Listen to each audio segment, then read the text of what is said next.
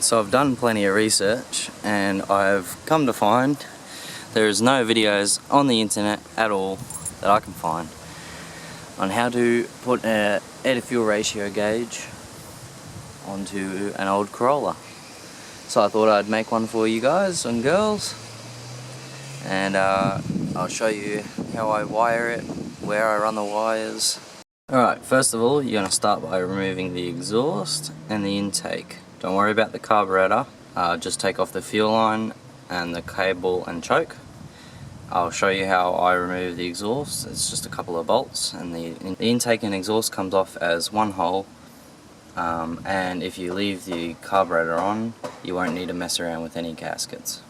Okay, a good tip for beginners: get your bolt and put it back into where you removed it. Just a couple of threads, just so it doesn't fall out.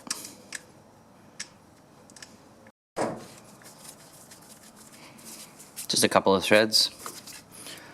Doesn't need to be tightened down or anything. And that way you can keep track of your bolts without having 1,000 Ziploc bags to lose. Okay, moving up.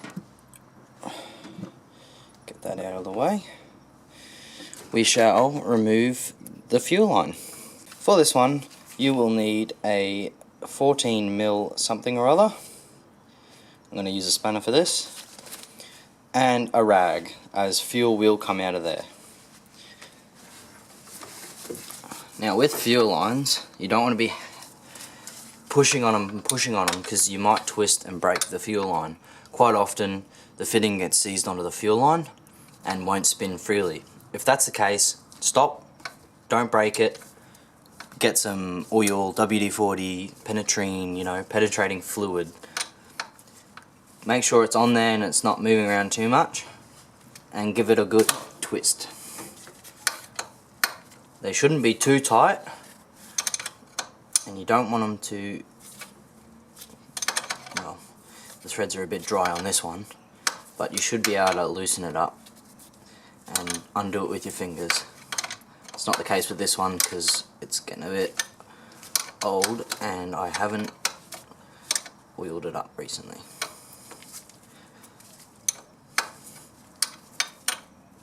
So that's everything for the carburetor's sake, for me anyway. There may be quite a few other things you need to do, but for me that's all.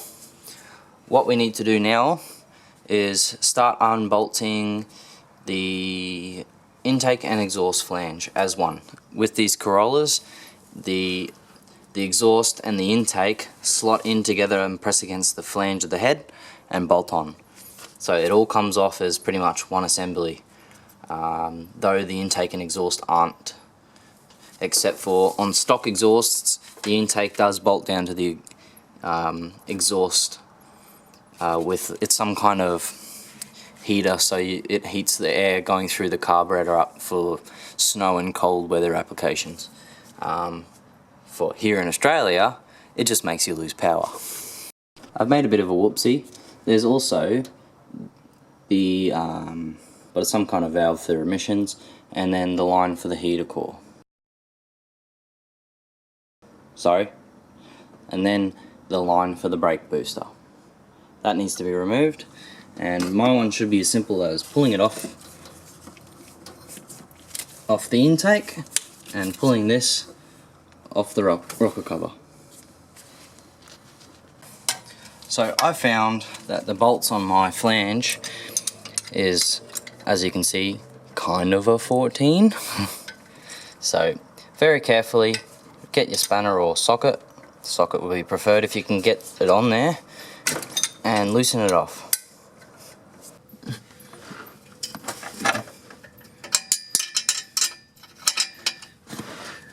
Make sure you go to a reputable exhaust company or you'll get the same results I have. As you can see, let's try on this other one. That wasn't very tight at all. I actually took the car to an exhaust shop, which the company won't be named, as that would give away my location. But I spent close to $400 on this exhaust, and this is the kind of service I received from them.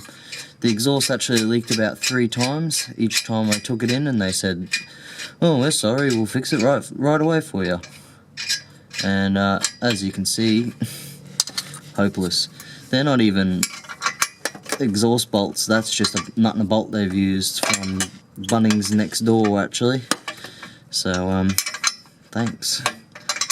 I don't know if you can see the welds on this thing, I'll get a close up on it, but boy they're shabby.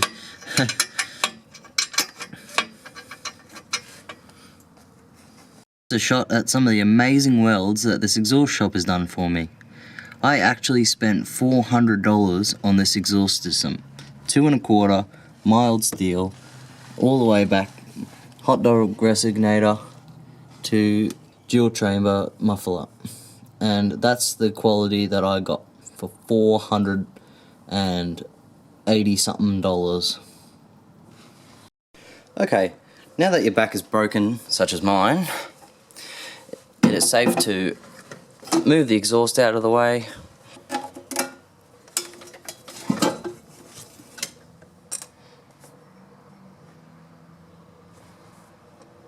Looks like I might have had an exhaust leak. Okay, it's good to remove the exhaust now.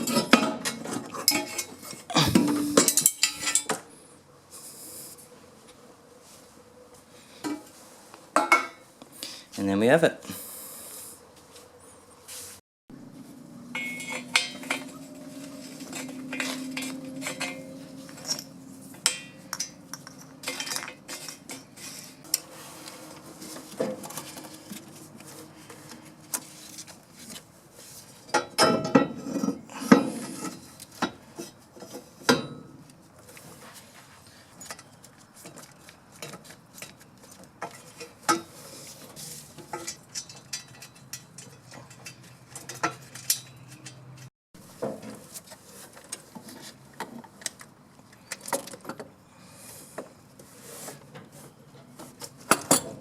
It's a tight fit.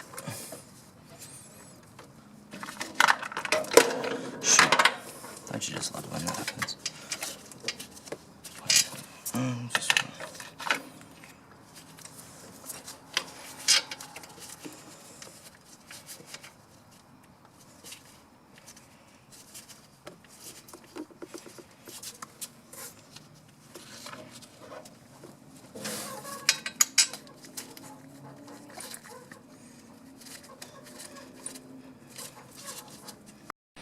Okay, so as it says here on the diagram, so red is your 10 to 18 volt power. It says you need a 10 volt fuse in line. Your black is anywhere ground. White is your analog output, connects to any auxiliary unit that accepts 0 to 5 volt input. And blue is your serial output, connects to a RS232 COM port for hyperterminal data logging. Because this is a 78 Corolla, blue is completely optional. Coming inside the car, there will be a little strip here that will need to be removed, and then it's just the one bolt, for me anyway. There should be 2, there's another one down here. Remove this little kick panel, pop its side out of the way safely, and remember the old trick I said, put the bolt back in the hole so you don't have to use Ziploc bags. Now, here's the fuse box, and then I've got a little TRD inspired fuse box that somebody's put in there, into that fuse box, just to get the power and my earths. Okay, so I've got a test light here, and what we're testing for is a constant power when there is, with the ignition on. So this top one up here seems to be constant all the time. This one here, nothing, nothing, nothing, nothing. The one I think I'm going to choose is this blue and red one, because it's on accessories and on at the same time. So if I put it on accessories, it's lighting up. This one isn't.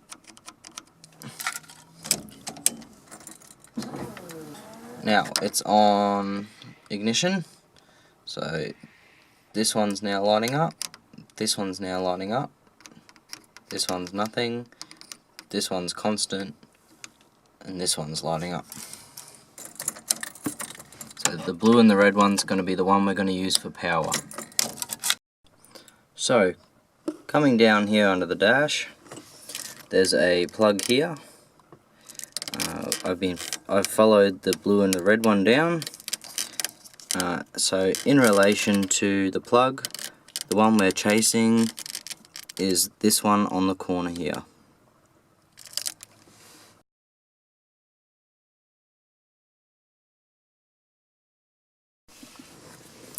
The reason I like this setup is because it's so simple to do.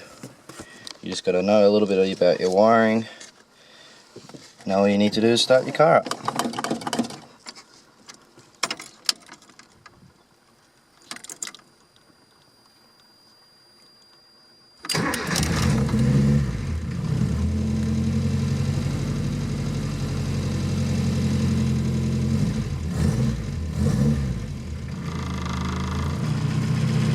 There we go, starting to warm up. 13.5, 12.8. So that's sitting perfect. That's pretty much exactly how you want it for my car specifically. There you go. Stay tuned for me making door cards.